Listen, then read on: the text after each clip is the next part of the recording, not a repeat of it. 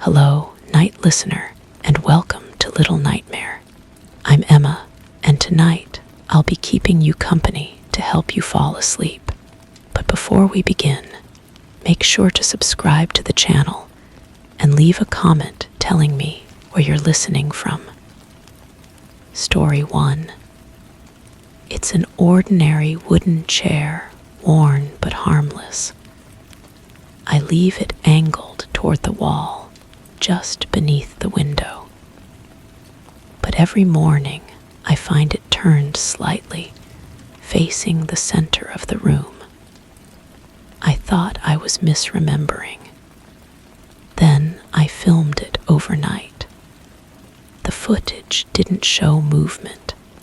It just changed between frames.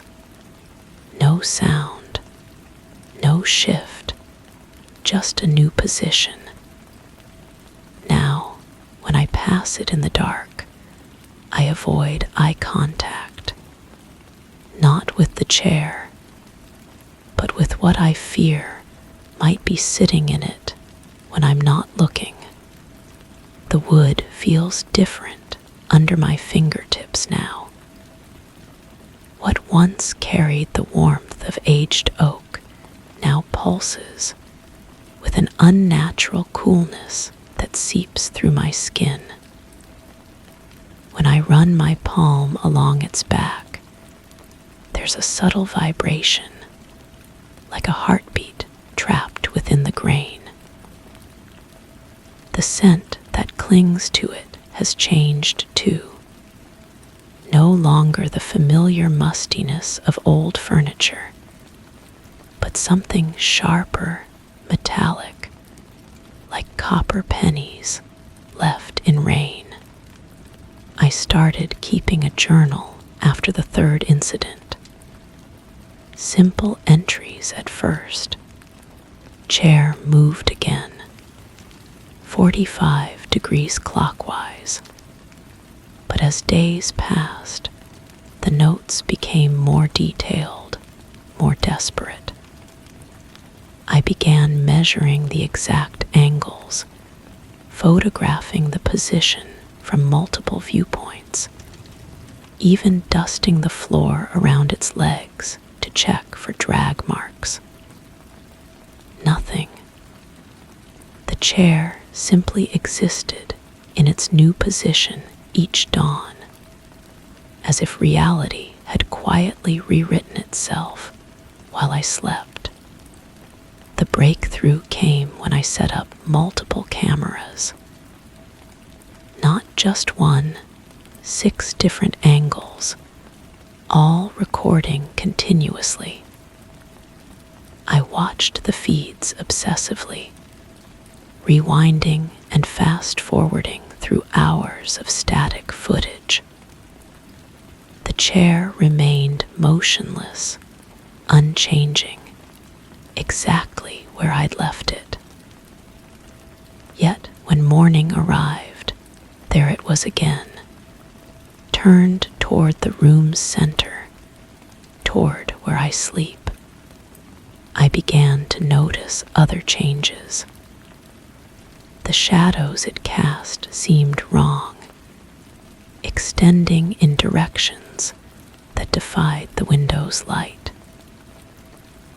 During overcast days, when no direct sunlight entered the room, the chair still somehow managed to project a faint silhouette on the opposite wall. The shadow was always the same shape, not quite matching the chair's actual profile, but close enough to make me question my perception.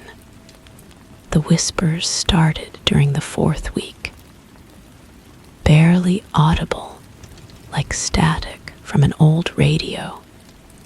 They emerged from the direction of the chair whenever I wasn't looking directly at it.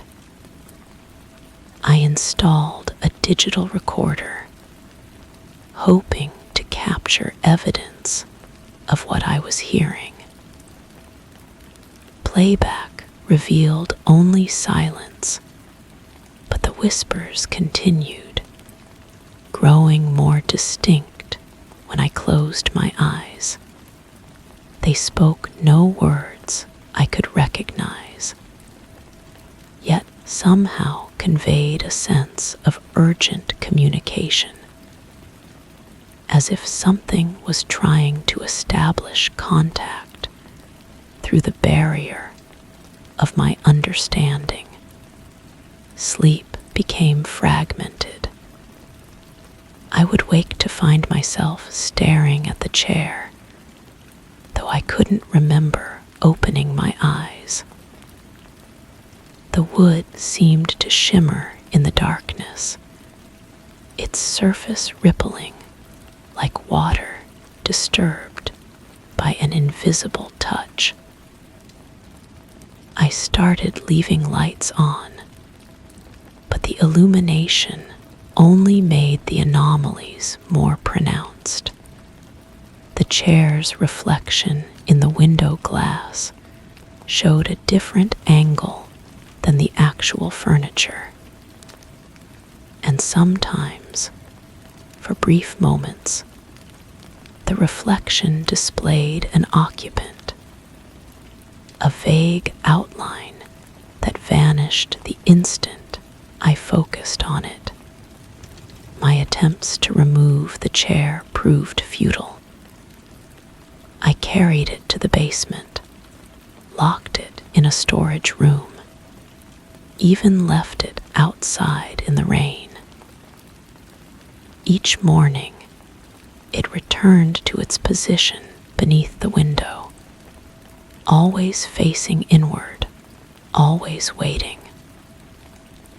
The wood showed no signs of moisture damage from its outdoor exposure, no dust from the basement's neglect.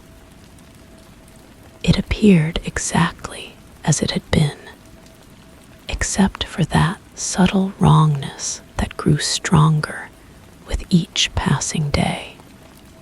I decided to confront whatever was happening. One night, I positioned myself across from the chair, maintaining direct eye contact with its empty seat.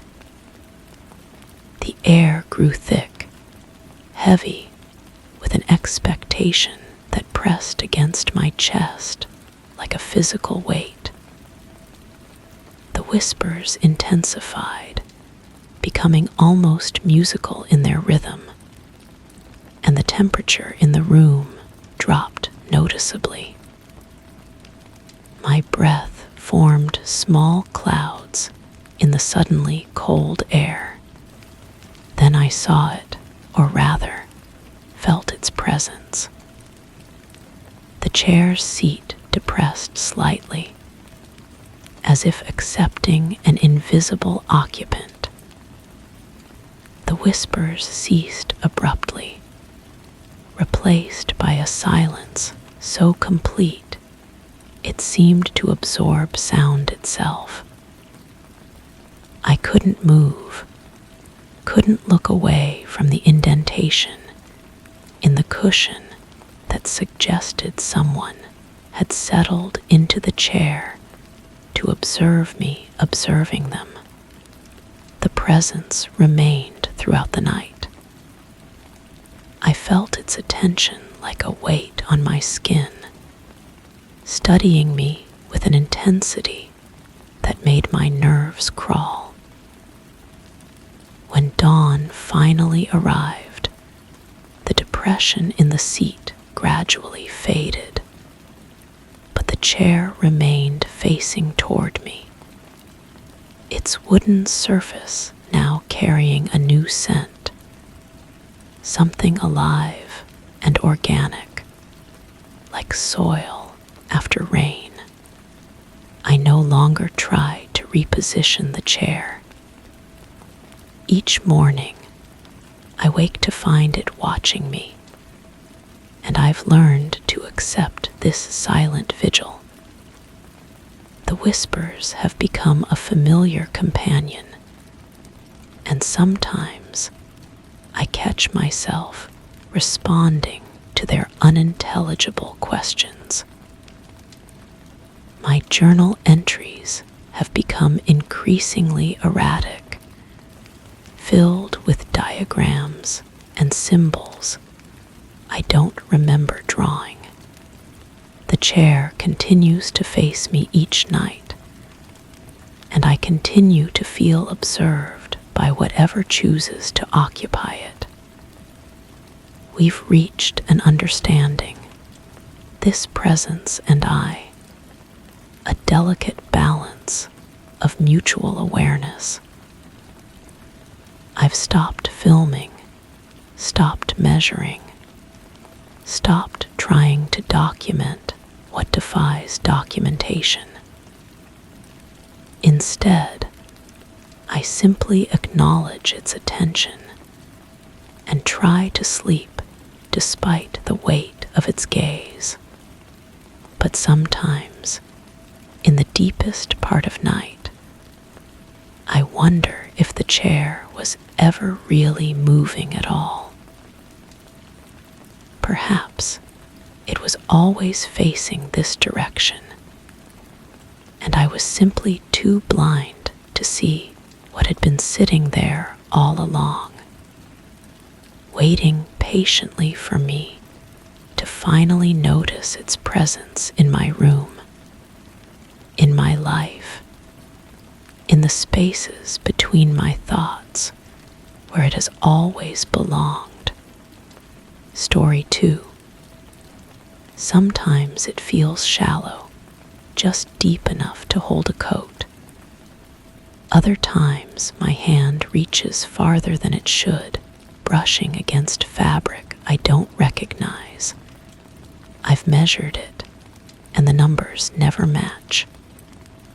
Once, I left a flashlight on the shelf. The next morning, it was gone. 3 days later, it reappeared, but the batteries had corroded. Now, I only open the door halfway. If I open it wide, I'm afraid it'll stretch again, and something might have used that extra space to hide. The house came furnished, which seemed convenient when I first moved in. Everything was already arranged. The bed positioned perfectly beneath the window, the desk facing the wall, and the closet built into the corner with its heavy wooden door. The realtor mentioned that the previous tenant had left suddenly, but people move for all sorts of reasons. Work, family, life changes. I didn't think much of it then. The first few weeks passed without incident. I hung my clothes on the metal rod, placed my shoes on the bottom shelf, and used the top shelf for storage boxes. The space felt adequate, normal even. But then I started noticing the inconsistencies. It began with small things. I'd reach for a shirt and find my hand hitting the back wall sooner than expected. Other times, I'd push hangers aside, and they'd slide deeper into darkness than seemed possible. I told myself it was just perception, tired eyes after long days. Maybe the way shadows fell differently depending on the light. But the measurements told a different story. I used a tape measure first, extending it from the door frame to the back wall. 36 inches. I wrote it down in a notebook, dating the entry. The next day, Curious, I measured again. 42 inches. The difference was impossible to ignore. Yet there it was, 6 inches of space that hadn't existed before. I started documenting everything. The depth, the temperature inside, the way my voice sounded when I spoke into the darkness. Some days the closet felt cramped, barely containing my few belongings. Other days, it seemed to yawn open like a mouth, swallowing light and sound. The smell was the next thing I noticed. Not unpleasant, exactly, but foreign. Like old paper mixed with something organic, damp earth, maybe, or the inside of a flower that had been pressed between book pages for too long. The scent was strongest on the days when the closet ran deeper, as if the extra space came with its own atmosphere. I began leaving objects as markers. A pen placed precisely at what I calculated to be the 36-inch mark. A small mirror propped against the side wall. A voice recorder running continuously. The pen would sometimes be found pushed further back, as if the wall had simply moved past it. The mirror reflected strange angles, corners that shouldn't exist, surfaces that seemed to curve when they should be straight. The voice recorder produced the most disturbing results. Hours of silence, punctuated by the soft sounds of my own movement around the room. But occasionally, underneath the quiet, there were other sounds. A whisper that might have been wind through fabric, or breathing that wasn't quite human. Static that formed patterns, almost like speech played backwards. I started photographing the closet from the same position each day, using the same camera settings. The images showed variations I couldn't explain. The back wall closer or farther. The shadows falling differently despite identical lighting conditions. In some photos, there appeared to be additional depth beyond what my eyes could see, as if the camera was capturing something my vision couldn't process. The temperature fluctuations became more pronounced. Some mornings I'd open the door and feel a wave of cold air flow out, carrying that strange organic scent. Other times, the interior felt warm, almost humid, like a greenhouse. I bought a digital thermometer and began recording the readings. The variations were significant. Sometimes a 20-degree difference from one day to the next, with no correlation to the weather outside or the temperature of the rest of the house. My clothes began to change. Subtle alterations that I might have missed if I hadn't become so focused on every detail. A shirt that felt slightly larger, as if it had been stretched. jacket pocket that seemed deeper when I reached inside.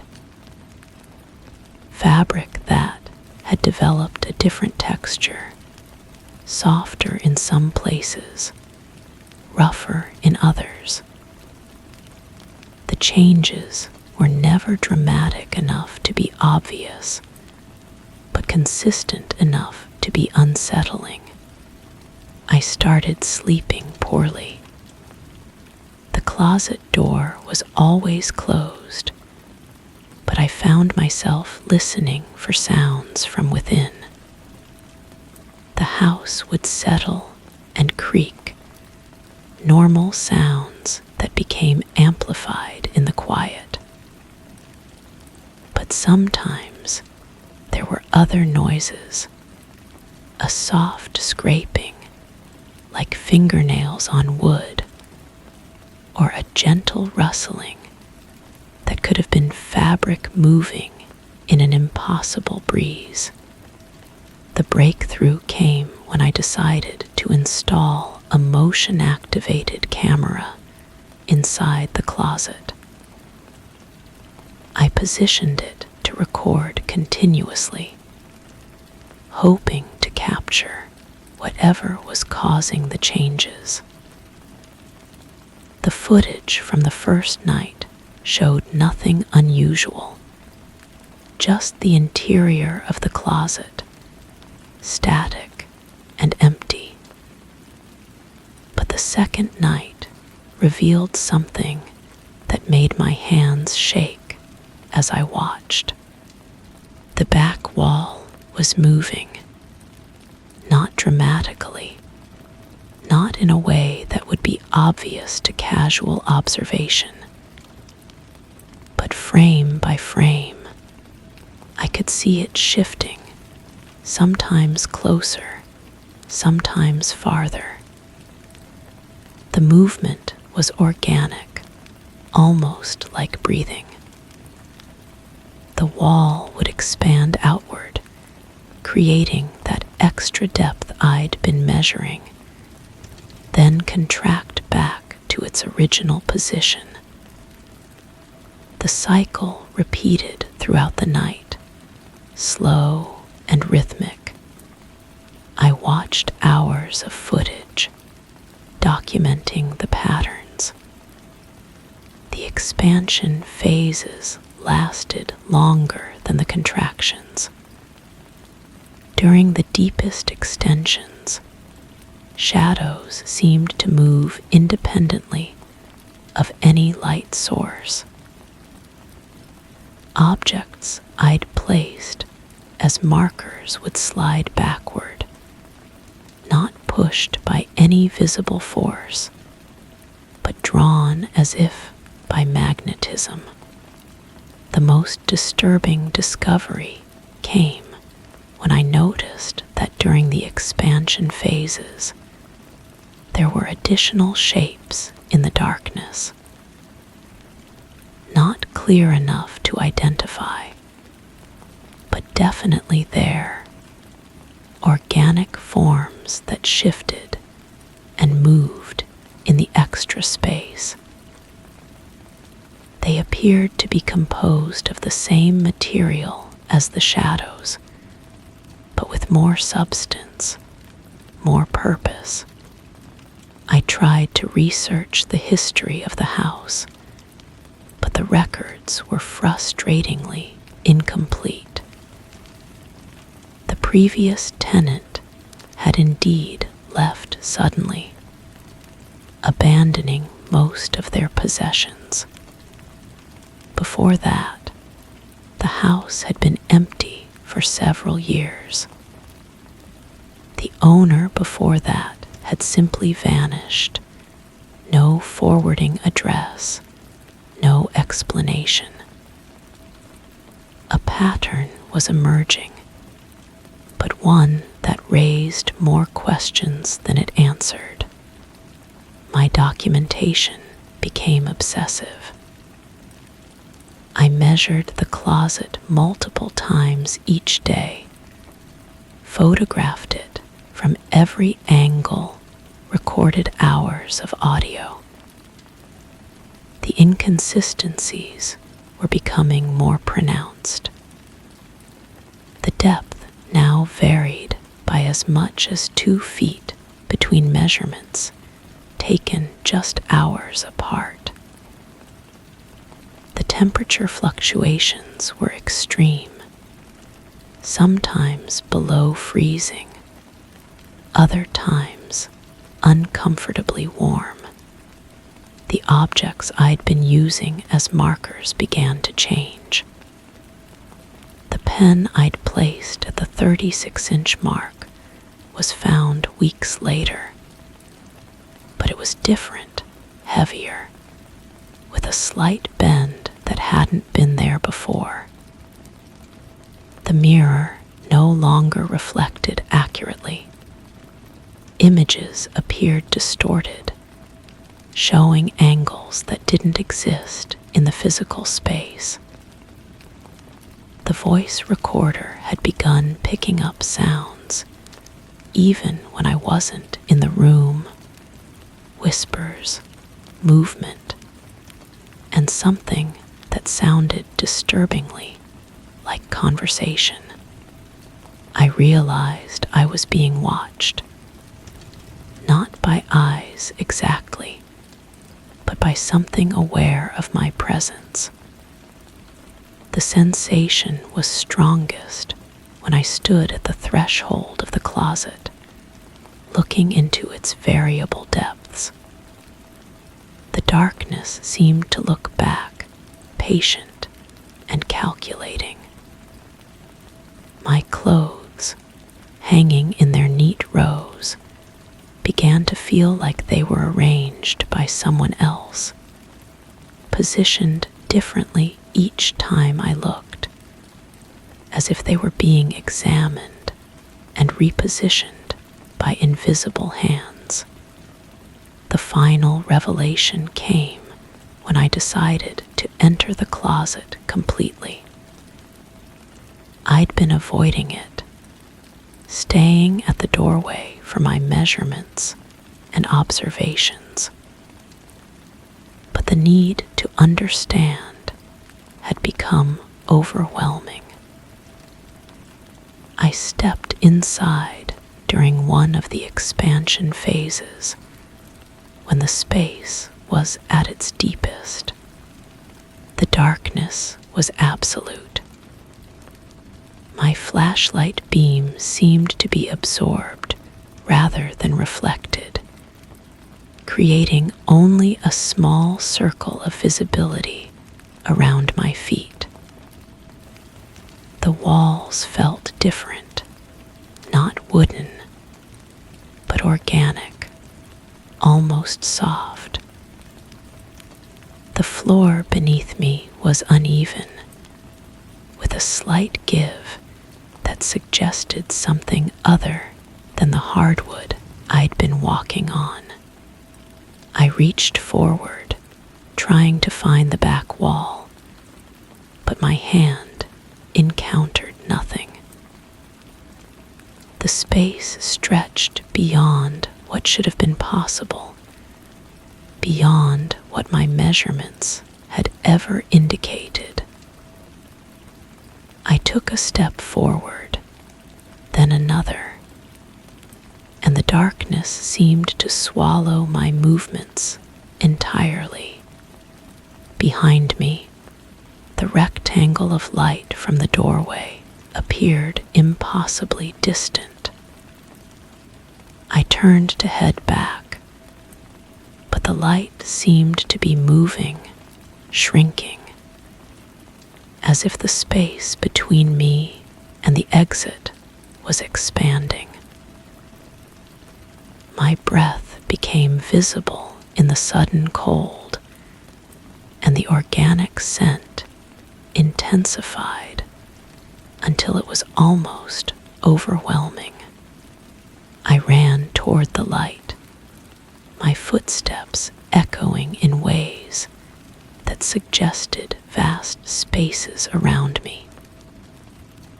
The doorway grew larger as I approached, but but it felt like I was covering more ground than should have been necessary.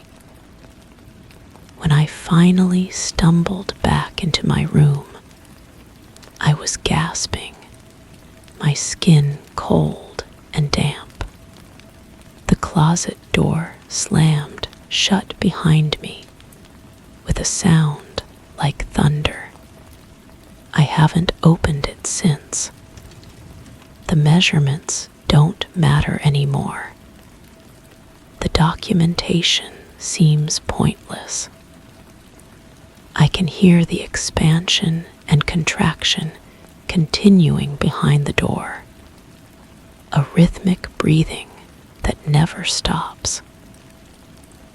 Sometimes I catch glimpses of light seeping from beneath the door, light that couldn't be coming from inside a closet. My clothes remain inside, but I've stopped caring about them. I dress from the few items I'd left in the dresser. The organic scent has begun to permeate the entire room, subtle but persistent. And sometimes, when the house is very quiet, I can hear whispers coming from behind the door, not quite words, but communication nonetheless. The worst part is the certainty that whatever lives in that variable space is still growing. The breathing grows deeper each night, the expansions longer, the contractions shorter.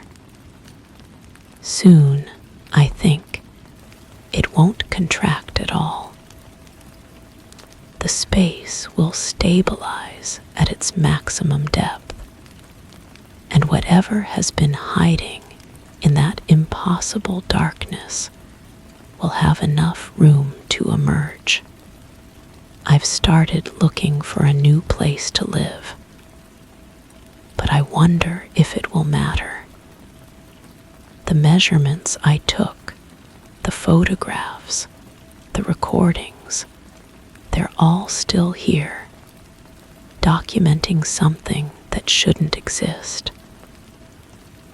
And I have the unsettling feeling that by studying it so intently, by trying to understand it, I've created a connection that distance won't break. The closet's depth isn't consistent, but I'm beginning to think that's not the real problem.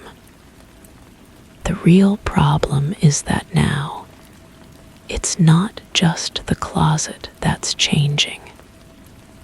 It's me. Story 3.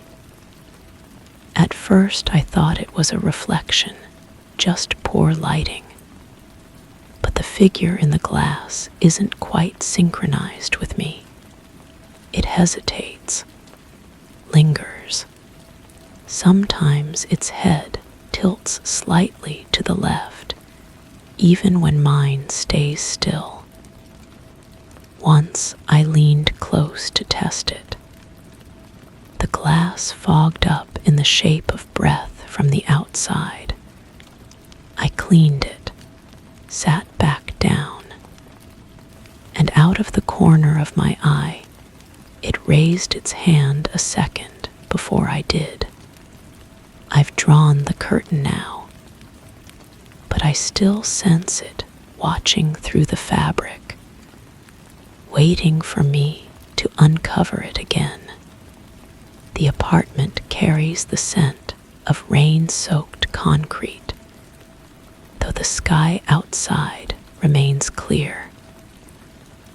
I notice this first when I settle into my evening routine, the familiar ritual of checking locks and adjusting furniture.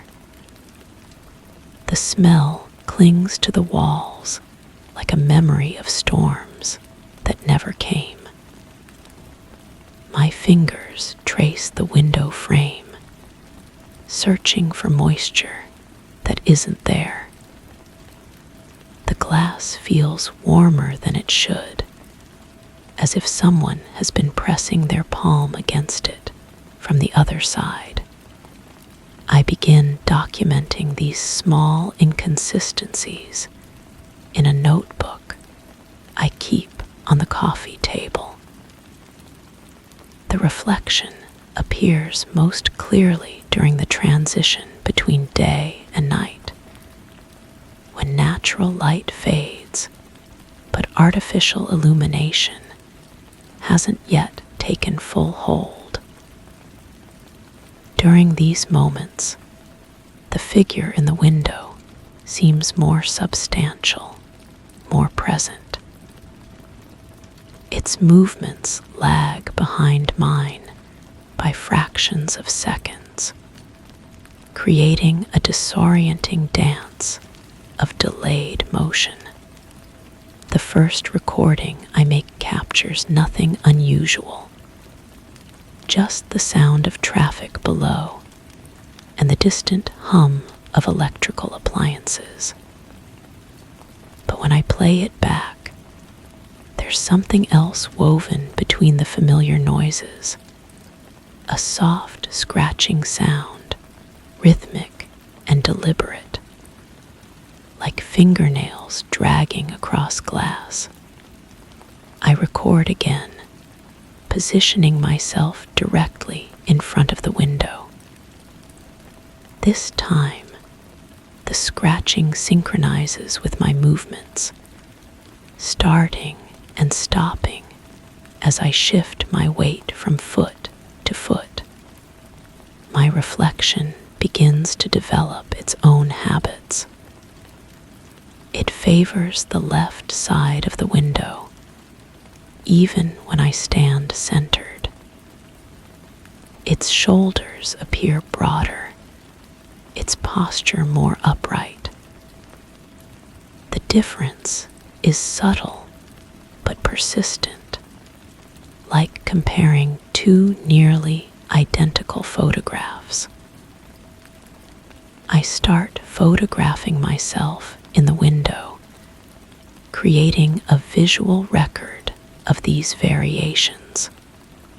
The images reveal details invisible to my naked eye, shadows that fall in impossible directions, clothing that wrinkles differently, eyes that seem to focus on something just beyond the camera's reach.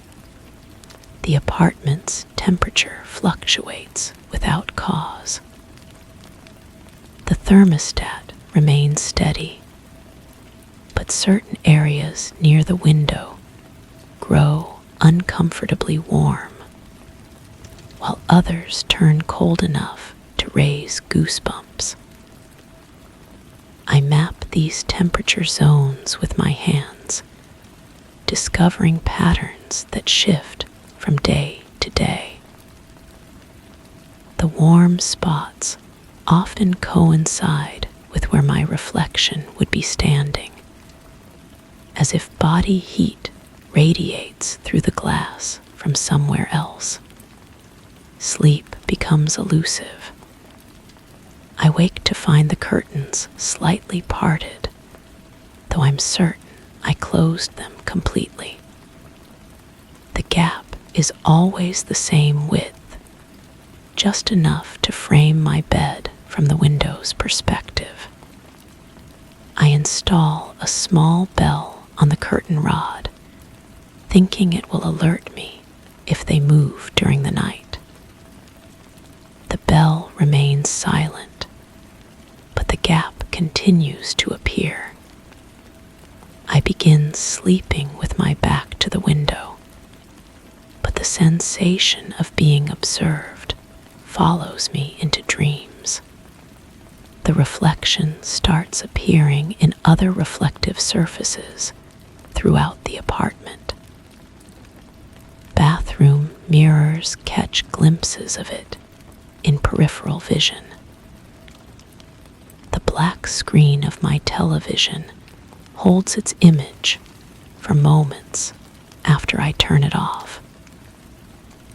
Even the polished surface of the refrigerator door shows traces of movement that don't match my own. These secondary reflections are fainter, but more unsettling, as if the figure is learning to inhabit every surface that can hold an image. I decide to test the boundaries of this phenomenon. Standing before the window, I begin a series of deliberate movements, raising my arms, turning my head, stepping forward and back. The reflection follows, but with increasing reluctance.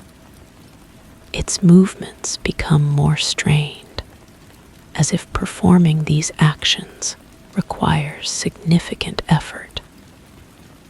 When I wave goodbye, it doesn't wave back.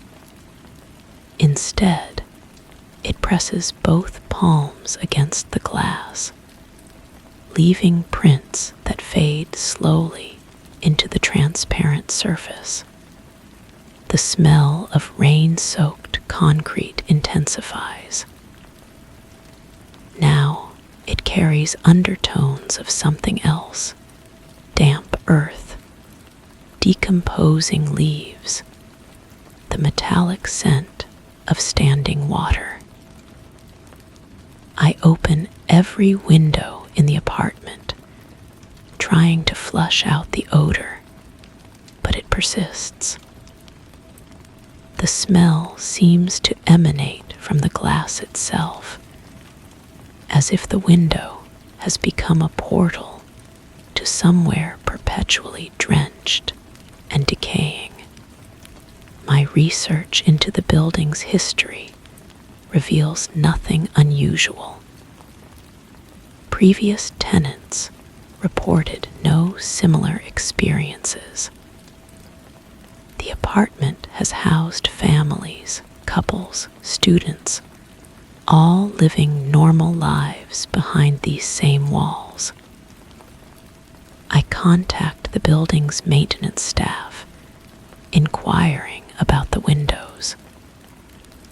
They confirm the glass is original, installed decades ago during construction. No repairs, no replacements, no modifications. The window that troubles me is identical to all the others. Yet, it alone harbors this persistent presence. The reflection begins to anticipate my actions. When I approach the window, it's already there, waiting. When I reach for the curtain, its hand is already extended. The synchronization gradually inverts. I find myself following its movements instead of leading them. This reversal happens so gradually that I don't notice at first. Only when I watch recordings of myself do I realize that I'm now the one lagging behind, the one struggling to match the rhythm of the figure in the glass. The scratching sounds evolve into something more complex. Patterns emerge in the noise, repetitive sequences that almost resemble communication. I try to match these patterns with my fingernails against the inside of the window. The sound from outside changes in response, becoming more urgent, more insistent. The glass vibrates under my touch, transmitting tiny tremors that feel like a heartbeat made of silence.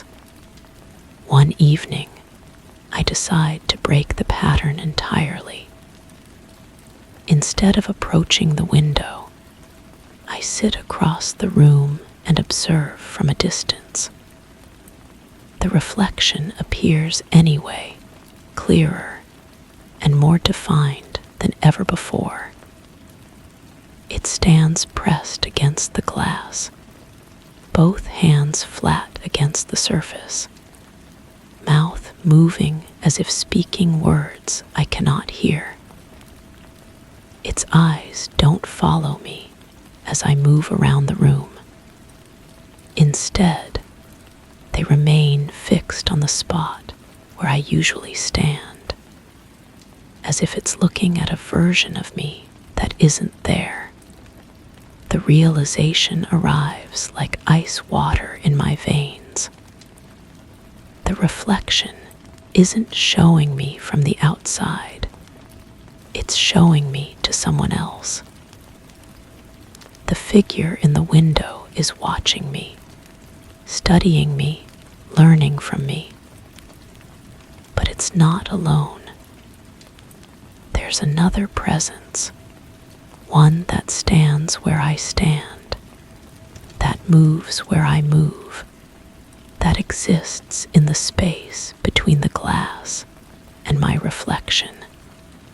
I rush to the window and press my face against the cool surface. The reflection does the same, but from its side, the glass fogs with condensation. We're breathing in opposite directions, separated by this transparent barrier, both of us searching for the same thing. The condensation forms words in a language I don't recognize, letters that dissolve as quickly as they appear. The apartment fills with the sound of rain against windows, though the sky remains clear. The sound comes from within the walls themselves, as if the building is weeping. I follow the sound to its source, the window that started it all. The glass now shows not just my reflection, but the room behind it, inverted and wrong. Furniture sits in impossible positions. Shadows fall upward. And in the corner where my bed should be, there's only empty space shaped like a person. I understand now that something has been gradually replacing me, pixel by pixel, breath by breath, reflection by reflection. The figure in the window isn't watching me, it's becoming me. And I'm becoming the reflection, trapped between the glass and the light, pressed against the surface of a world I can no longer touch. The curtains hang open now, though I don't remember pulling them back. The window shows me from the outside, but I'm no longer certain which side of the glass I'm on. The rain-soaked concrete smell has become the scent of my own skin. The warm spots on the wall match the places where I rest my hands. And when I breathe, the glass fogs from both sides simultaneously. I sit in the chair across from the window, watching myself watch me. The reflection waves, and I wave back, but I'm no longer sure who is leading and who is following. The notebook beside me fills with words I don't remember writing, documenting experiences I don't remember having. The handwriting looks like mine, but the observations describe a life lived in reverse, seen from the outside looking in. The window shows me from the outside, and I finally understand what that means. I am both the observer and the observed, the reflection and the reality, the one who searches and the one who is found. The glass has become a membrane between versions of myself, and I can no longer tell which one is real.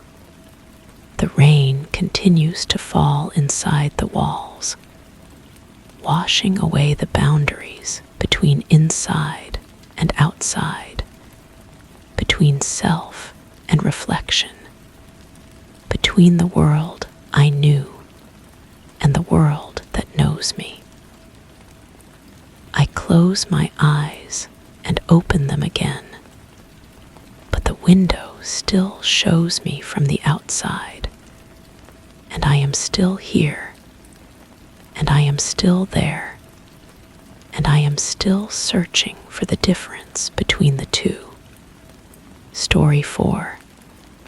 Subtle at first, the gap between the top corner and the ceiling seems larger some days. I thought I was imagining it until I noticed dust lines that didn't match the trim, like the house had reshaped itself just slightly. One night, I left a book leaning against the frame. The next morning, it had fallen inward, spine cracked, like it had been pulled. I never heard a sound. Now I catch myself glancing up every time I walk beneath it, wondering if one day I'll see more than just the hallway beyond. The smell hit me first. Cedar and something else. Something that reminded me of rain on warm concrete, but sharper. It lingered near the doorframe, strongest when I stood directly beneath it. I pressed my palm against the wood, feeling for dampness, but found only the familiar grain under my fingertips. The scent would fade the moment I stepped away, as if it existed only in that precise spot. I started keeping a notebook.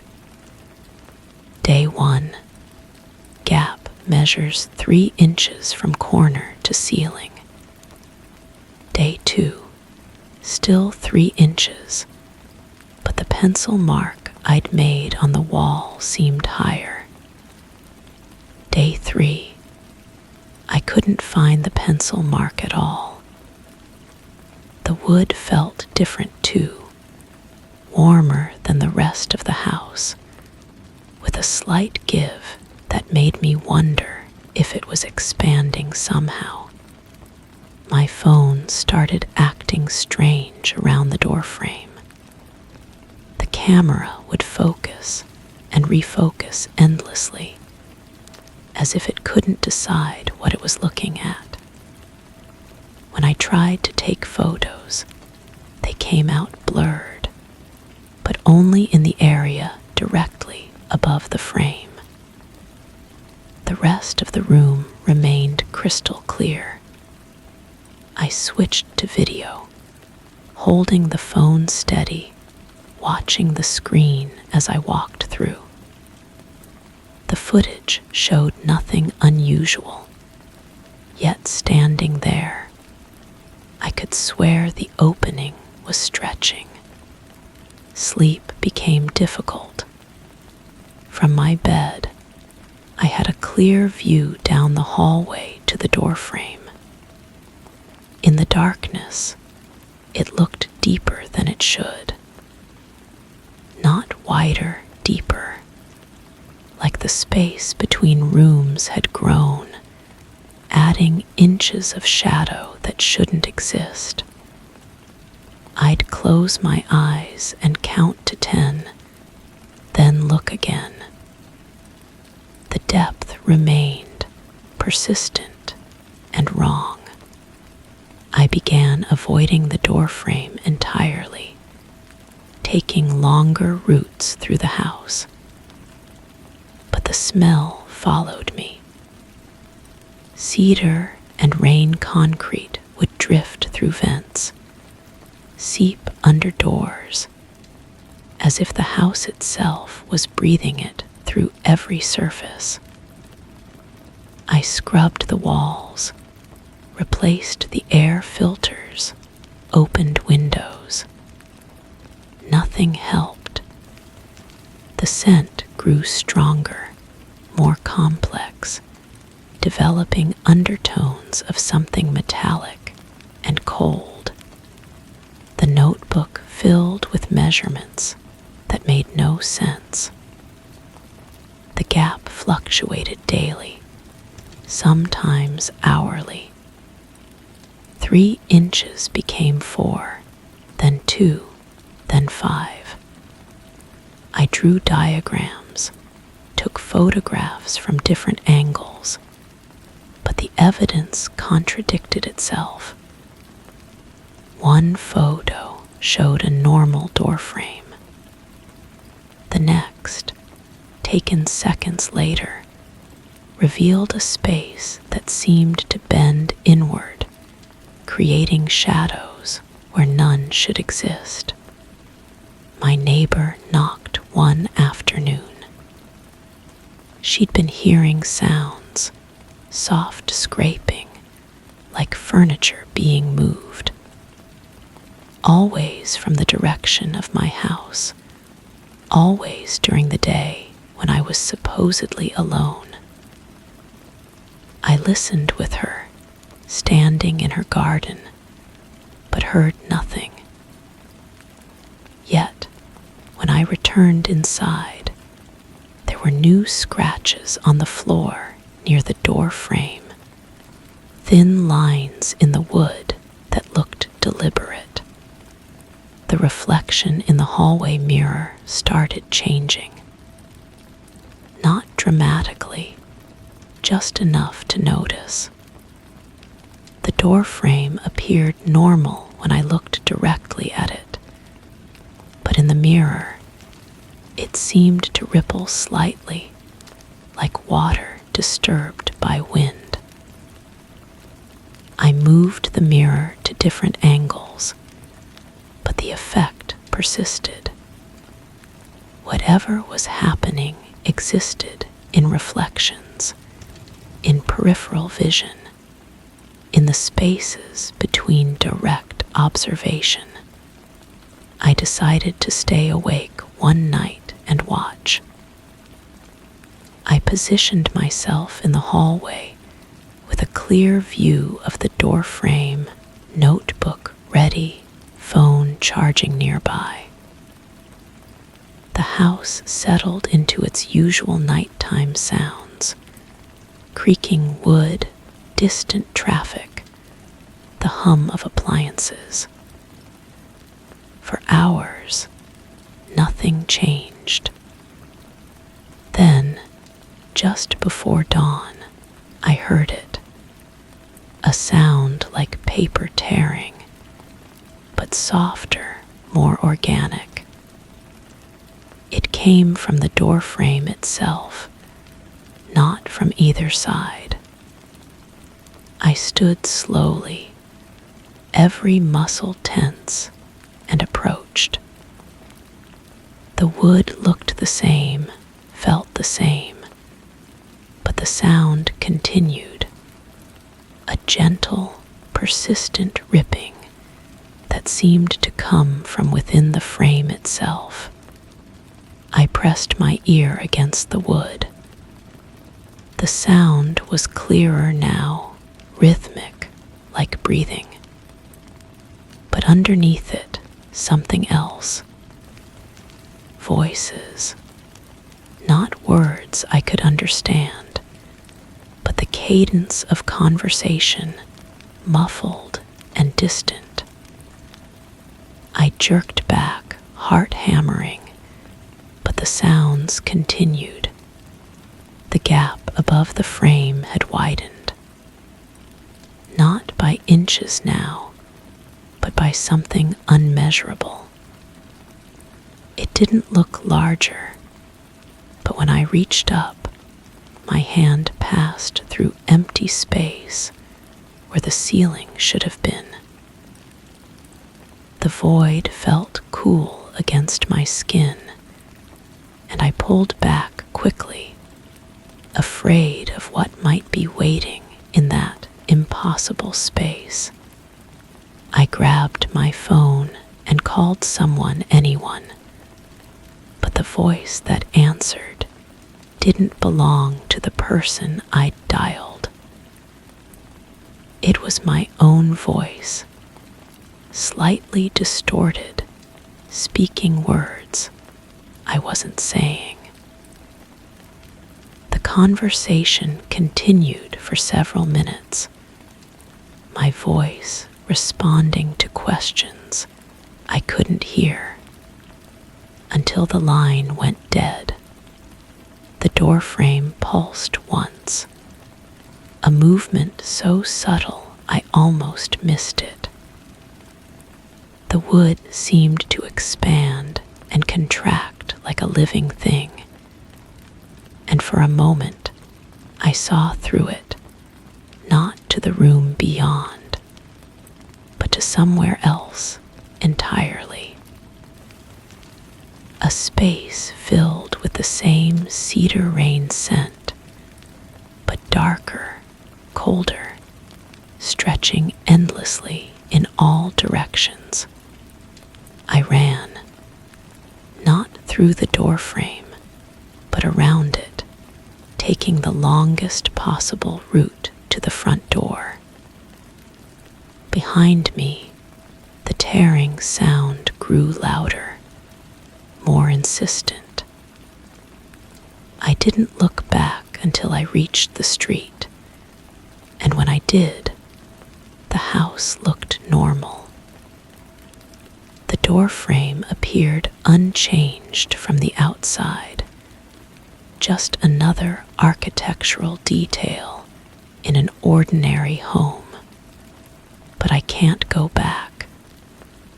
I've been staying elsewhere, making excuses, avoiding the inevitable return, because I know what's waiting.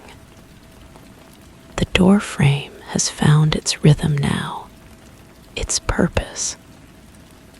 It's not just widening anymore, it's opening. And whatever lies beyond that impossible space between rooms is learning to reach through. The cedar smell follows me everywhere now. In elevators, in other people's homes, in the car with all the windows up. It's not coming from the house anymore. It's coming from me, or through me, as if I've become part of whatever process the doorframe started. Sometimes in mirrors, I see the gap reflected behind me, even when I'm far from home. It's patient, persistent, waiting for me to return, because I will return. I have to. The house still holds all my belongings, my life, my normalcy. And the doorframe knows this. It's widening again. Even now, as I write this, I can feel it expanding, creating space for something that shouldn't exist. The gap between worlds grows larger with each passing day, and I'm the only one who can see it. I'm the only one who can close it. But I'm not sure I want any more. Story 5. The boards complain under my weight like any old house. But sometimes when I lie still, I hear them shift in slow, deliberate steps across the room, toward me, not random creaks, intentional pacing. I've tried to catch it, flipping on lights suddenly, but it always stops just in time. Once, I placed flour on the floor. No prints, but the creaking resumed, and the flour cracked in a perfect arc, as if something heavy had leaned in to watch me breathe. I started keeping a journal. Each entry began the same way, footsteps without feet. The pattern never varied, 7 slow creaks, a pause, then 3 quick ones. Always from the same corner, always moving toward my bed. I drew diagrams, marking each sound with precision. The path curved like a question mark, ending just beside where I sleep. The house smells different now. Not musty or stale, but sweet, like overripe fruit left too long in sunlight. The scent drifts through rooms that should smell of dust and old wood, but instead carry this cloying sweetness that makes my throat close. I've checked every corner, every cabinet, every forgotten space. Nothing. Yet the smell grows stronger each day, as if something invisible is ripening in the walls. My reflection started lying to me. Not dramatically, just small betrayals. In the bathroom mirror, I'd brush my teeth, but my reflection would pause a second too long before following. In the hallway glass, I'd catch myself turning left when I was walking straight. The movements felt delayed, like watching a video with poor connection. I began avoiding mirrors, but they're everywhere in this place. Even the dark windows at night show distorted shapes that don't match my silhouette. The recording device I bought captured everything except what I needed. Hours of silence, punctuated by my own breathing, my own movements. But during playback, I heard something else, a soft scratching, like fingernails on wood, underlying every sound I made. When I walked, it scratched. When I shifted in bed, it scratched. When I held perfectly still, it stopped. As if something was mimicking my movements from inside the walls. I started sleeping in different rooms, thinking the sounds were localized, but they followed me. Kitchen, living room, basement, the same 7 slow creaks, pause, 3 quick ones. The pattern adapted to each space, finding new paths toward wherever I rested. I mapped the sounds obsessively, filling notebook pages with floor plans marked in red ink. The roots never made sense architecturally, crossing through solid walls, curving through spaces that shouldn't exist. The temperature changes began subtly. My morning coffee would grow cold while steam still rose from it. The bathroom tiles felt warm even when the heat was off.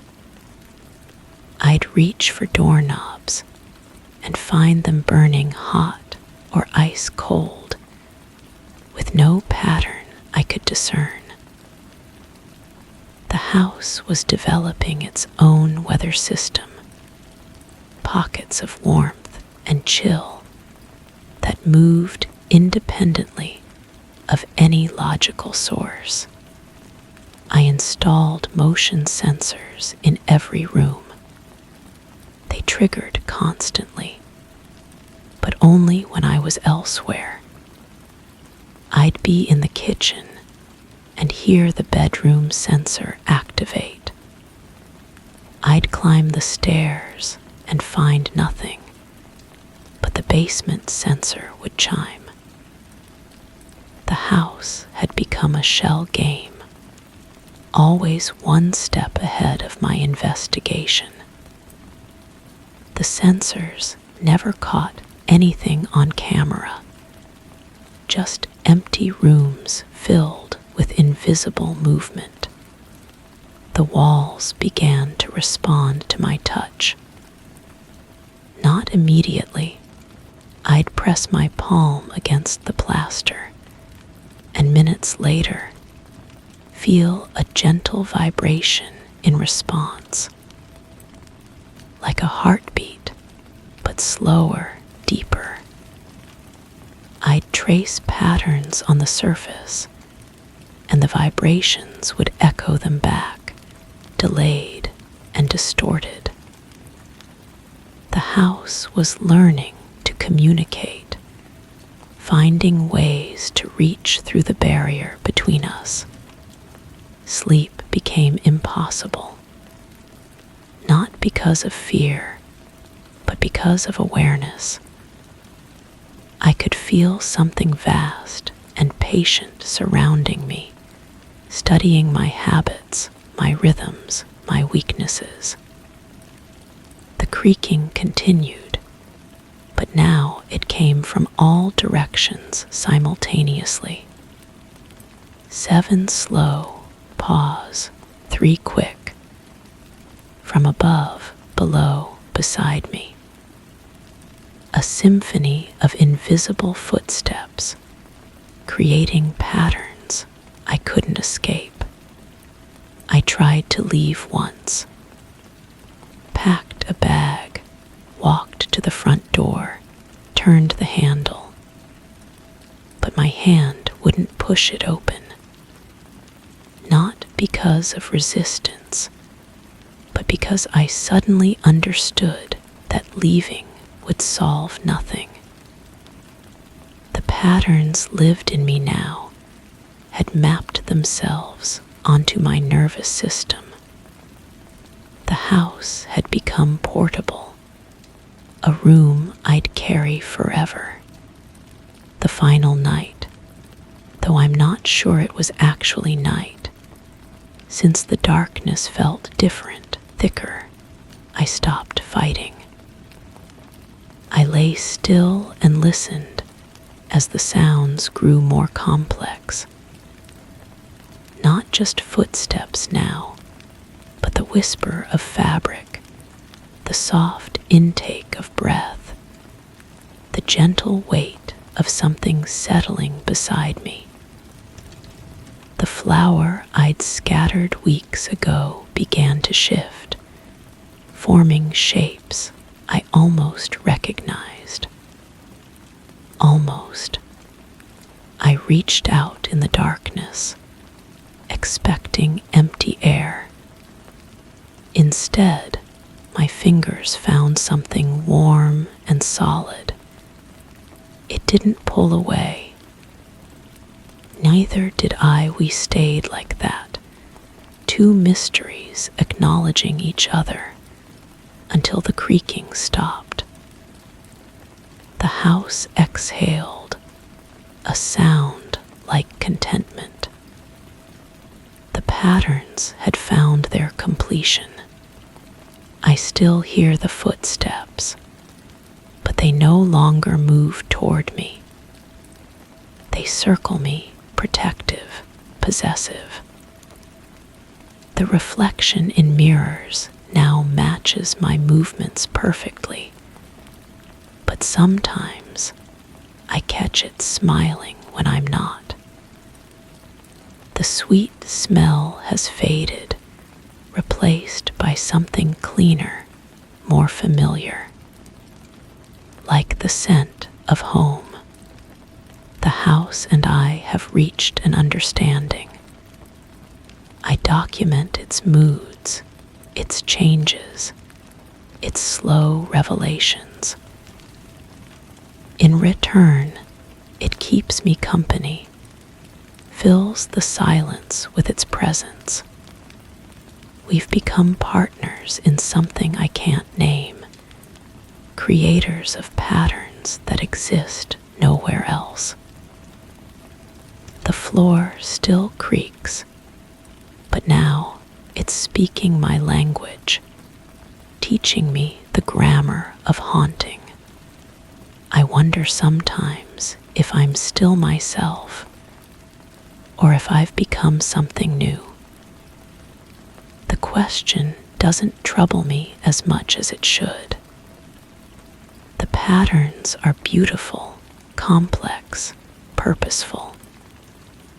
They've given me a reason to stay, a mystery to tend. The house breathes around me, and I breathe with it, creating rhythms that will outlast us both. The boards complain under my weight, but now they're complaining in harmony.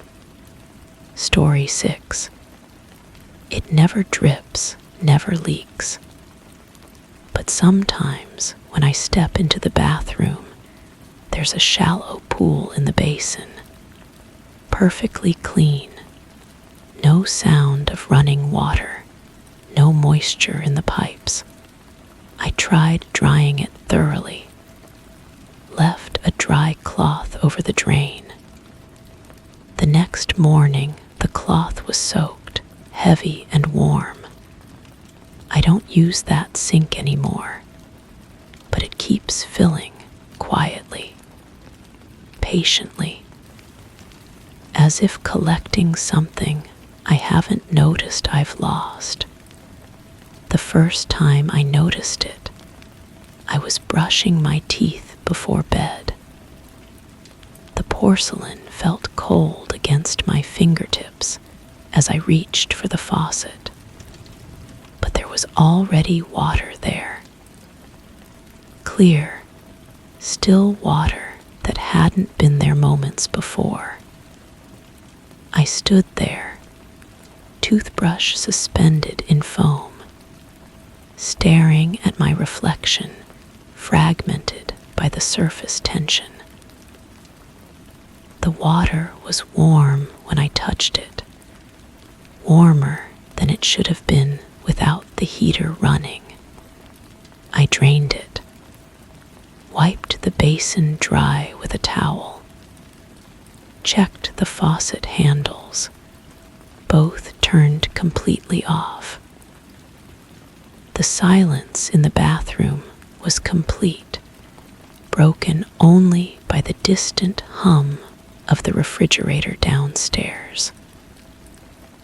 I left the light on and went to bed, but sleep came fitfully. I kept thinking about the warmth of that water, how it had felt almost alive against my skin. The second time I was ready. I had left a small glass on the counter, positioned so I could see the basin clearly from the hallway. When I woke and padded to the bathroom, the glass was exactly where I'd left it. But the sink was full again. The water level reached precisely the same height as before, as if measured. I knelt beside it, studying the surface. No ripples, no movement, just perfect stillness that reflected the overhead light in a way that made my eyes water. I began documenting everything. Each morning, I would find the water and photograph it from different angles. I measured the depth with a ruler, always 2 3/4 inches. I tested the temperature with a thermometer, consistently 98 degrees. I collected samples in mason jars, lined them up on the kitchen counter like a peculiar laboratory. Under the microscope I borrowed from work, the water appeared normal. Perfectly, impossibly normal. The smell started on the 4th day. Not unpleasant, but distinctly out of place. Like copper pennies mixed with something organic, something that reminded me of rain on hot asphalt. It would hit me in waves when I entered the bathroom, strongest near the sink, fading as I moved away. I cleaned every surface with bleach, replaced the P-trap, even had a plumber examine the entire fixture. He found nothing wrong, looked at me with the expression reserved for customers who waste his time. I installed a small camera, positioned to capture the basin throughout the night. The footage showed nothing but an empty sink for hours, then a single frame where water suddenly existed, as if it had always been there. No gradual filling, no source, just absence, then presence. I played that transition frame by frame until my eyes burned, but the water simply appeared between 1 second and the next. The dreams began to change. I found myself standing in vast underground chambers filled with the same warm water, breathing normally beneath the surface. In these dreams, I understood that the water was trying to tell me something, communicating in a language of temperature and taste, and the way it moved against my skin. I would wake with the copper smell in my nostrils, my mouth full of the mineral taste of deep places. I started avoiding the bathroom entirely, using the one downstairs. But I could feel the water accumulating above me, a presence that grew heavier with each passing day. The ceiling began to develop a slight stain, barely visible unless you knew where to look. When I pressed my palm against it, I could feel a faint vibration, like a heartbeat made of liquid. My reflection in other mirrors started to look wrong. Not dramatically, but in small ways that made me pause. My eyes appeared deeper, darker. My skin had a subtle sheen that reminded me of wet stones. When I smiled, my teeth seemed sharper, adapted for different purposes.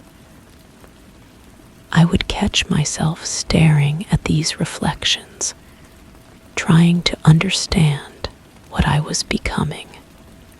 The water began to overflow.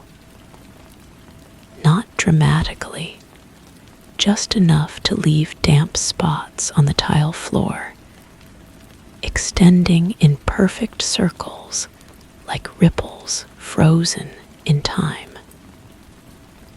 I could hear it now, a sound like distant breathing, rhythmic and patient.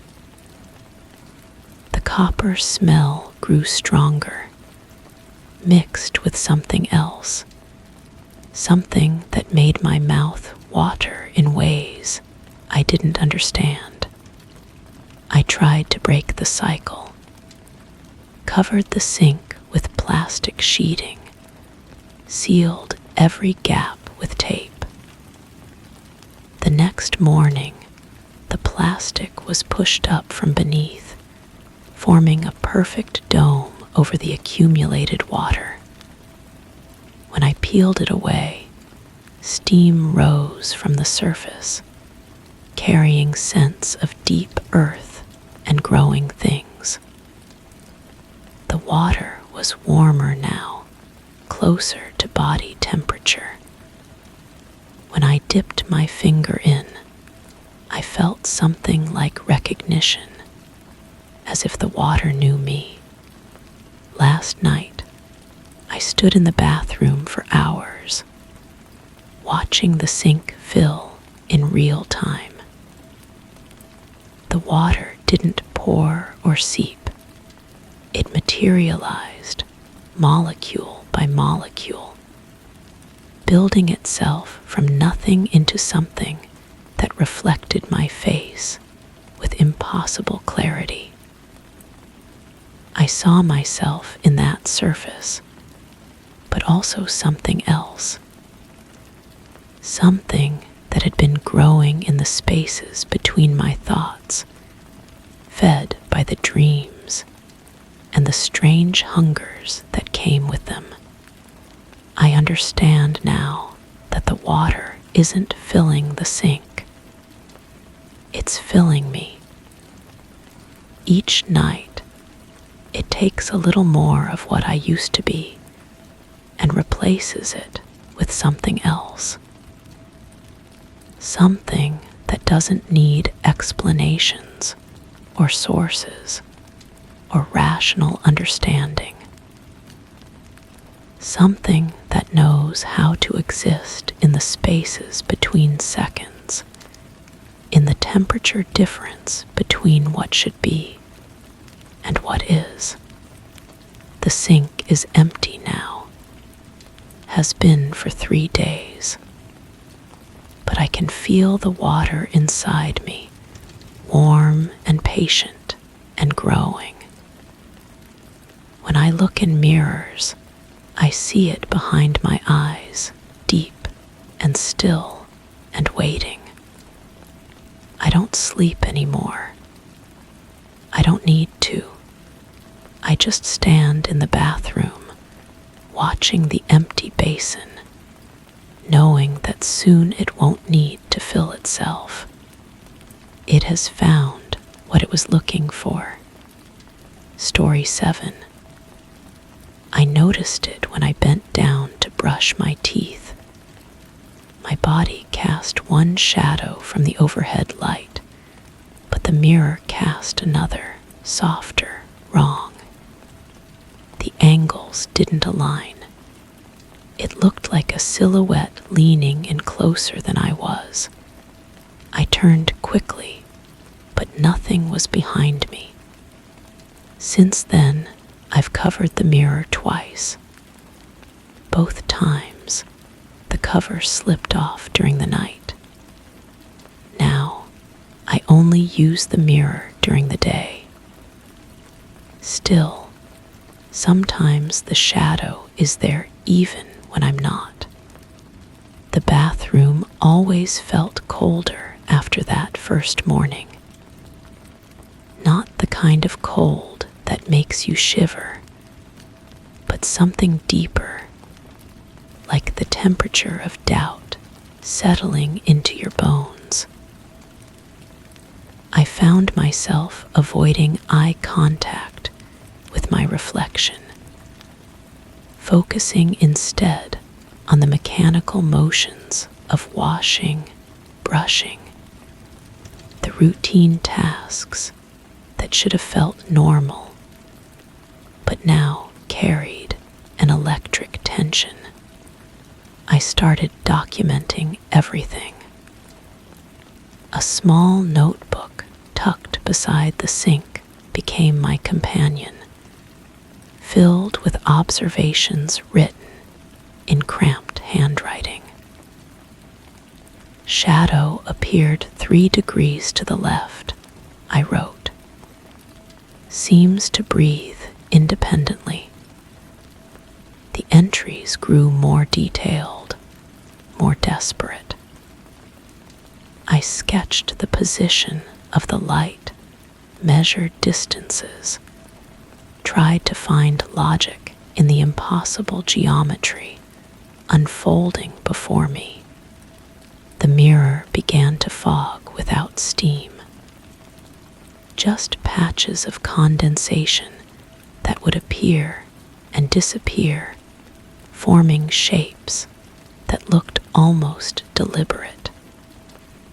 I'd reach out to wipe them away, and my fingers would come back dry.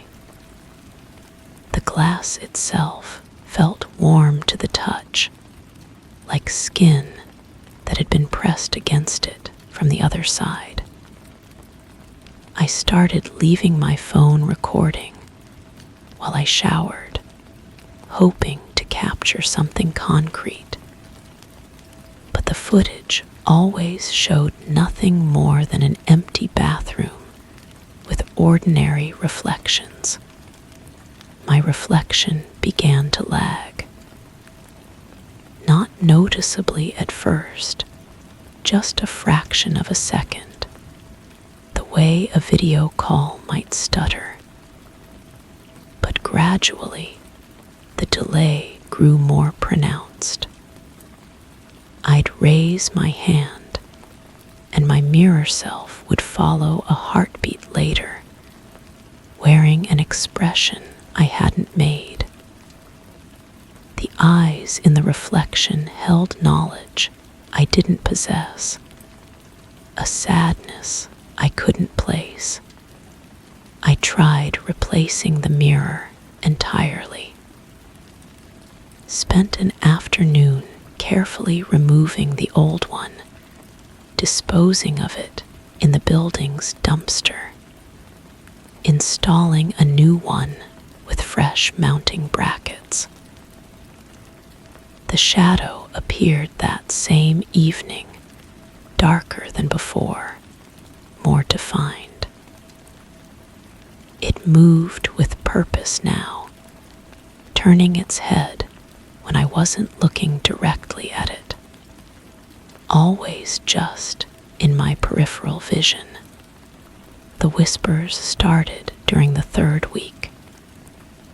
Not voices exactly, but sounds that shaped themselves into almost words when filtered through the bathroom's acoustics. They seemed to emanate from the mirror itself, vibrations that I could feel in my chest when I pressed my ear against the glass. I recorded these too, playing them back at different speeds, trying to decode meaning from the electronic static. In the recordings, there was only silence, but live, in that moment, the sounds felt like urgent messages I was too limited to understand. My sleep became fractured. I'd wake to find the bathroom light on, though I remembered turning it off. The mirror's surface would be marked with fingerprints from the inside, smudges that formed patterns too deliberate to be accidental. I installed a lock on the bathroom door, kept the key on my nightstand. The light still came on. The prints still appeared. The reflection began to move independently. Subtle at first, a slight turn of the head while I faced forward, hands that gestured while mine remained still. Then, more boldly, my mirror self would mouth words I wasn't speaking, point at things I couldn't see. The shadow grew bolder too, reaching beyond the mirror's frame, stretching along the bathroom wall like it was trying to escape into my world. I covered every mirror in the house. The bathroom, the hallway, the bedroom vanity. Used thick blankets, duct tape, anything that would block the glass completely. But the shadow found other surfaces. The toaster's chrome finish, the black screen of my phone, puddles of water on the counter. It adapted, persisted, grew stronger with each failed attempt to contain it. The morning I found myself having a conversation with my reflection was the morning I realized I'd lost something essential. I was asking it questions, and it was answering with movements and expressions that made perfect sense to me. We discussed the weather, my work, the strange dreams I'd been having. It felt natural, comforting even, like talking to an old friend who understood me completely. Later, I couldn't remember what we'd talked about. Just the feeling of connection, of being heard by someone who knew me better than I knew myself. The notebook by the sink was filled with handwriting I didn't recognize, observations in a script that looked like mine, but felt foreign. The boundary is weakening, it said. Soon there will be no difference.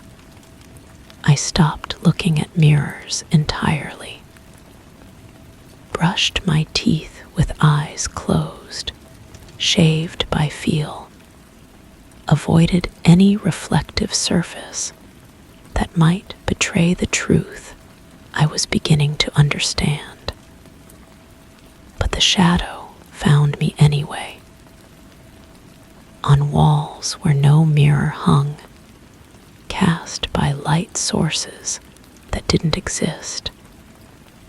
It moved with increasing confidence, mimicking my movements with a precision that suggested it had been studying me for far longer than I'd been aware of it.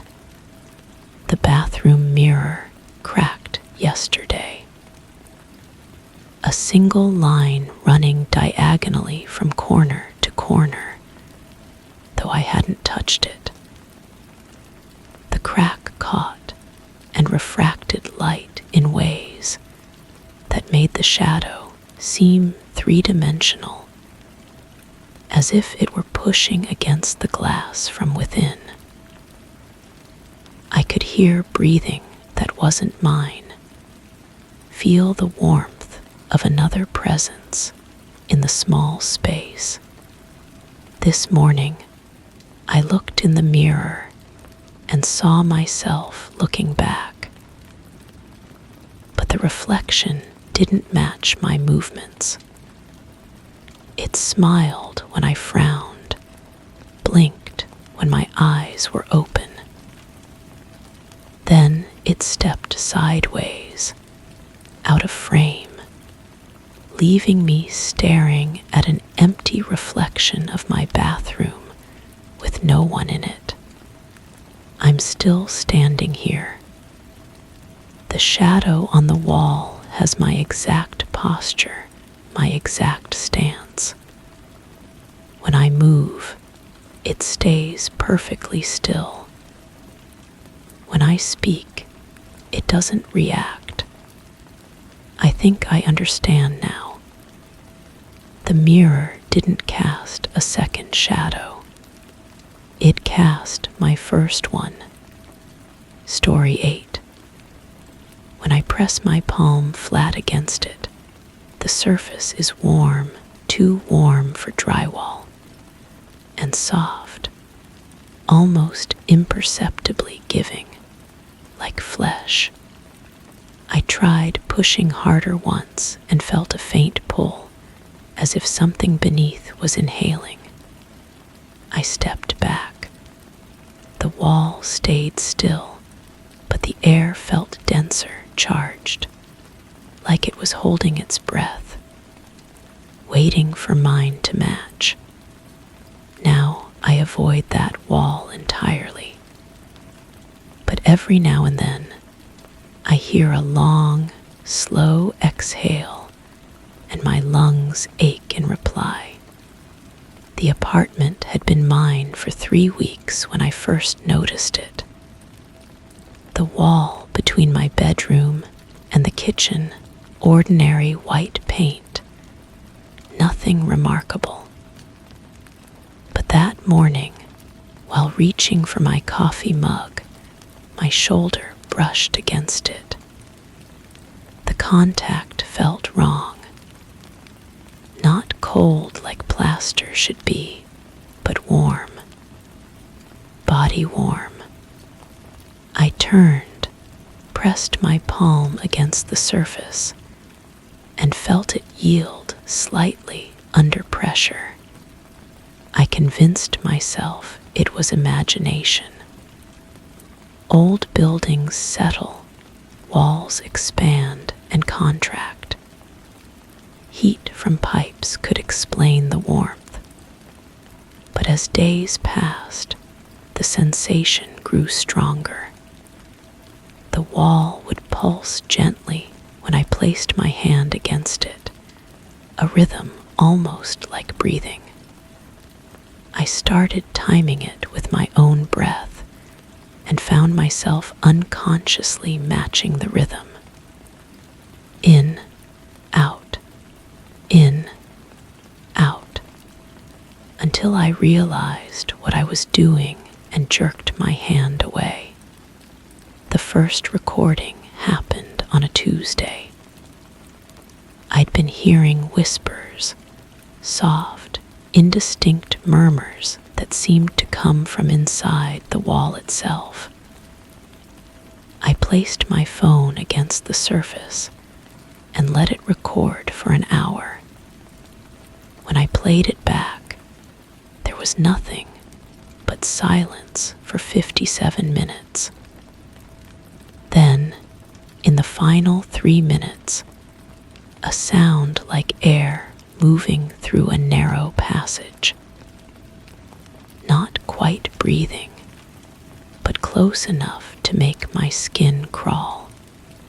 I began documenting everything. The temperature of the wall fluctuated between warm and uncomfortably hot. Sometimes it felt damp, as if perspiring. The paint never showed moisture, but my fingers would come away slightly tacky. I photographed the wall daily, measuring its dimensions with a tape measure. The wall was growing, not visibly, but measurably. A 1/4 inch wider each week, expanding into my living space. The whispers became clearer. Not words exactly, but patterns of sound that felt like language. I started pressing my ear against the wall, trying to understand. The sounds would stop whenever I listened directly, resuming only when I pretended to ignore them. Through peripheral attention, I caught fragments that sounded almost like my name, stretched and distorted as if called from a great distance. My neighbor complained about noise. She lived on the other side of the wall and claimed I was making breathing sounds that kept her awake. But I was never making any sounds.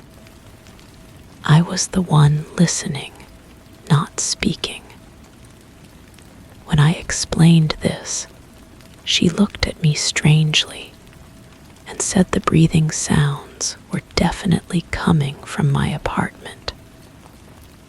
Always during the darkest hours, when the building was quiet, the wall began to respond to my presence. When I entered the kitchen, it would warm noticeably. When I left, it cooled. I started avoiding that side of the apartment entirely, but the wall seemed to sense my location anyway. Sometimes I'd wake to find my bedroom wall, the one adjacent to the kitchen, warm to the touch, as if heat was spreading through the building's structure, following me. I tried to research the building's history, but the records were incomplete. The previous tenant had moved out suddenly, leaving behind only a forwarding address that led to a dead end. The landlord mentioned something about structural issues, but wouldn't elaborate. When I pressed for details, he simply said some buildings have personalities and left it at that. The breaking point came during a particularly still evening. I was reading in my living room when I heard it clearly. A long, deep inhalation from the kitchen wall. Not the usual whispers or subtle sounds, but unmistakable breathing. I stood frozen, listening as the sound continued for nearly a full minute. Then silence, a pause, and an equally long exhale that seemed to vibrate through the entire apartment. I approached the wall with trembling hands. The surface was hot now, almost burning. When I pressed my palm against it, I felt movement underneath, not the gentle give of before, but active motion, like something large shifting beneath the surface.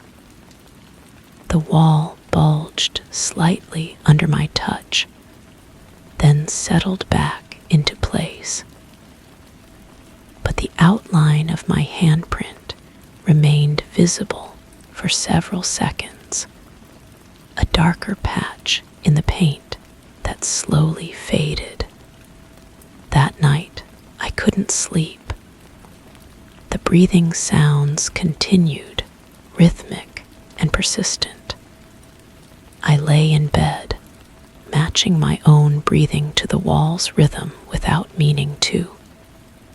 In, out, until I realized I couldn't stop. My lungs moved in perfect synchronization with whatever lived behind that wall.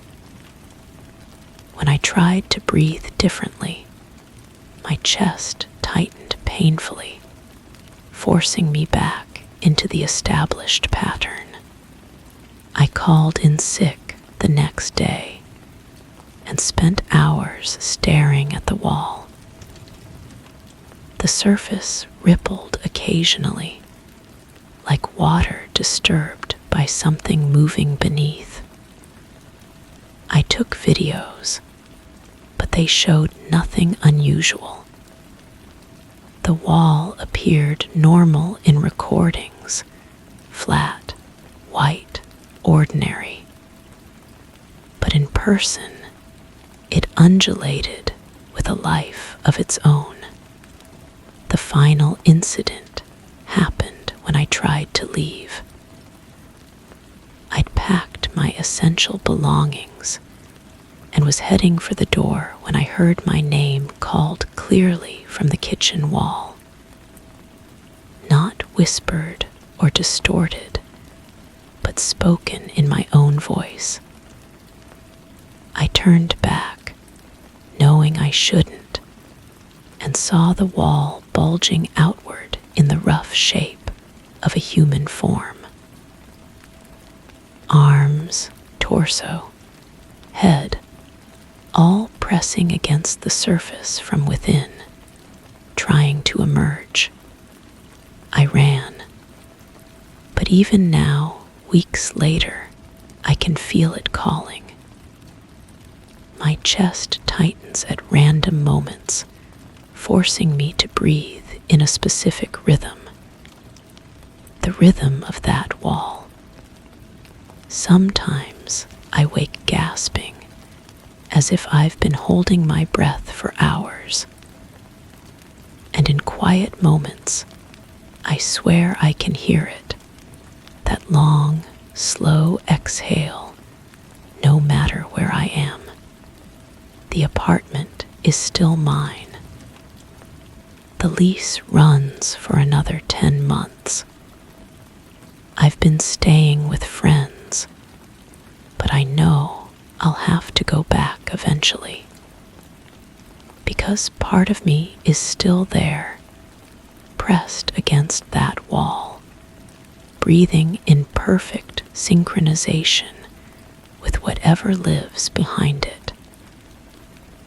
And it's waiting for the rest of me to return. Story 9. The floor is even. I've checked with a level. But when my emotions spike, especially grief, objects shift. Gently, imperceptibly at first. A pencil rolls the wrong way. A chair creaks without weight. It's like the room responds, but not with sympathy. More like mimicry. I once placed a marble on the ground and forced myself to remember something painful. It rolled uphill. The house isn't haunted. It's attuned. And I think it's starting to learn what makes me feel broken. The first incident happened during a particularly difficult evening. I was sorting through old photographs when tears began to blur my vision. The wooden table beneath my hands felt different, warmer, almost pulsing with a subtle rhythm. I pressed my palm against its surface and felt the grain shifting, like wood fibers rearranging themselves under gentle pressure. When I pulled my hand away, the surface appeared normal, but the sensation lingered on my fingertips like a phantom touch. My coffee mug had moved 3 inches to the left. I was certain I'd placed it near the edge, but now it sat perfectly centered on a coaster I didn't remember putting there. The liquid inside had cooled to exactly the temperature I preferred for drinking, not lukewarm, but that perfect warmth that doesn't burn your tongue. I took a sip and tasted something metallic underneath the familiar bitterness. Not unpleasant, but wrong, like the coffee had been filtered through something that understood flavor, but couldn't quite replicate it. I began documenting everything. A small notebook became my constant companion, filled with observations written in increasingly shaky handwriting. Day 12. The bathroom mirror shows my reflection a fraction of a second before I move. Day 18. Footsteps above my bedroom ceiling match my heartbeat exactly. Day 23. Photographs on the mantel rearrange themselves into patterns that spell out emotions I haven't felt yet. The house learned my routines with unsettling precision. When I felt anxious, the floorboards would creak a gentle rhythm that gradually slowed my breathing. When sadness overwhelmed me, the lights would dim to exactly the level that made crying feel more private. The thermostat adjusted itself to match my body temperature during emotional peaks, creating a cocoon of artificial comfort that felt more invasive than soothing. I started recording audio throughout the house, hoping to capture evidence of the phenomena. The playback revealed layers of sound I couldn't hear in real time, whispers that matched my own voice, but spoke words I'd never said, footsteps that perfectly mirrored my own walking patterns, and underneath it all, a low humming that seemed to vibrate through the walls themselves. The frequency changed depending on my emotional state, creating a soundtrack to my feelings that I never requested. The scent of roses began appearing in rooms where no flowers existed. Not the fresh, organic smell of living blooms, but something synthetic yet more intense, like a perfume designed to trigger specific memories. I would catch whiffs of it during moments of deep contemplation, and each time, images would flash through my mind of places I'd never been, people I'd never met, conversations I'd never had. The roses were calling up emotions from a catalog I didn't recognize as my own. Objects in my peripheral vision moved with purpose. A book would slide an inch across the shelf when I felt curious about its contents. Picture frames would tilt slightly when I avoided looking at the faces inside them. The bathroom door would swing open just enough to reveal a sliver of mirror when I was struggling with self-doubt. Each movement was precise, intentional, and timed to my psychological state with mechanical accuracy. I decided to test the boundaries of this strange relationship. I sat in the center of the living room and deliberately cycled through different emotions, forcing myself to feel anger, joy, fear, and sadness in measured doses. The house responded immediately. Lights flickered with anger. Furniture seemed to hum with joy. Shadows deepened with fear. And during sadness, everything tilted. Not dramatically, but enough to make me question my balance. The pencil I'd placed on the coffee table rolled in perfect circles, as if the surface had become a gentle whirlpool. The most disturbing discovery came when I realized the house was anticipating my emotions before I felt them. I would walk into a room and find it already prepared for whatever mood was about to strike me. Tissues arranged on the side table before I knew I needed to cry. The heater adjusted before I felt cold.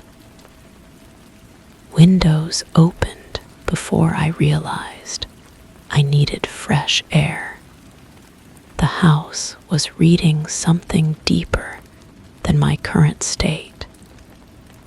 It was accessing my emotional patterns and predicting my needs with algorithmic precision. I tried to leave.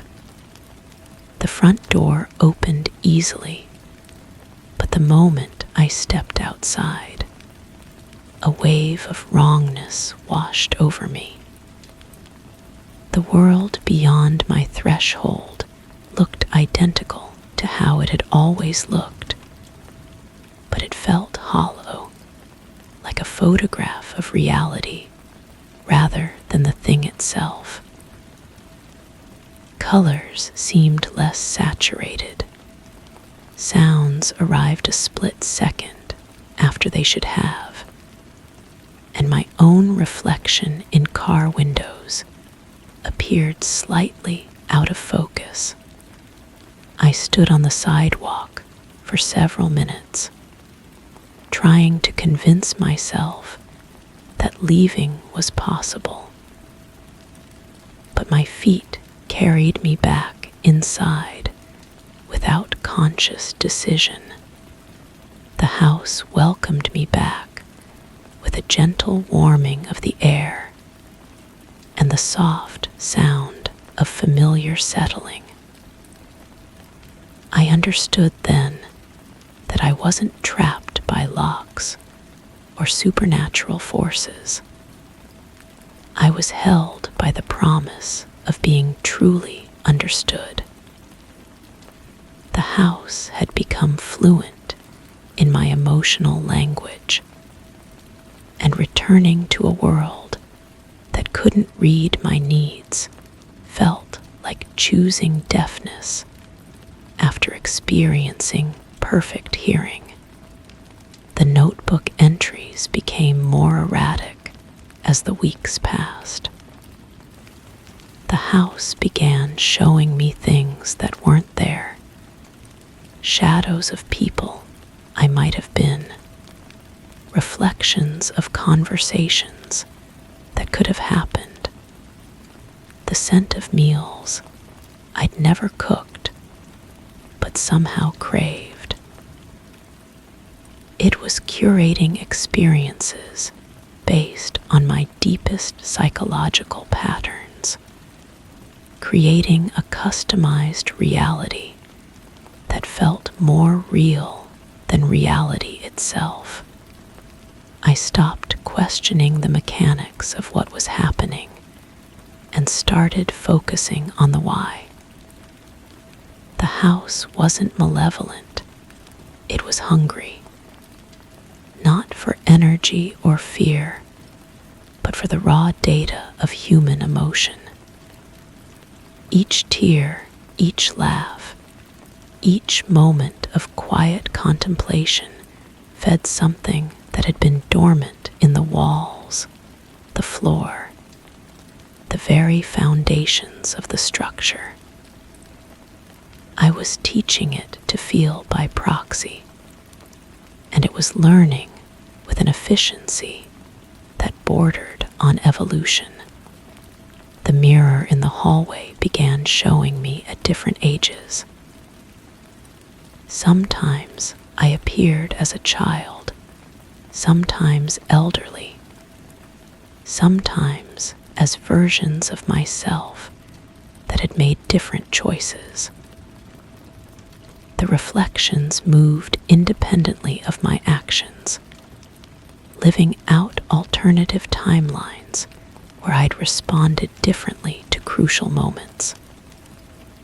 I watched myself succeed, fail, love, and lose in infinite variations, each reflection providing the house with more emotional data to process and catalog.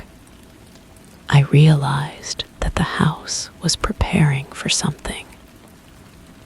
The way it had learned my patterns, anticipated my needs, and fed on my feelings suggested a purpose beyond simple curiosity.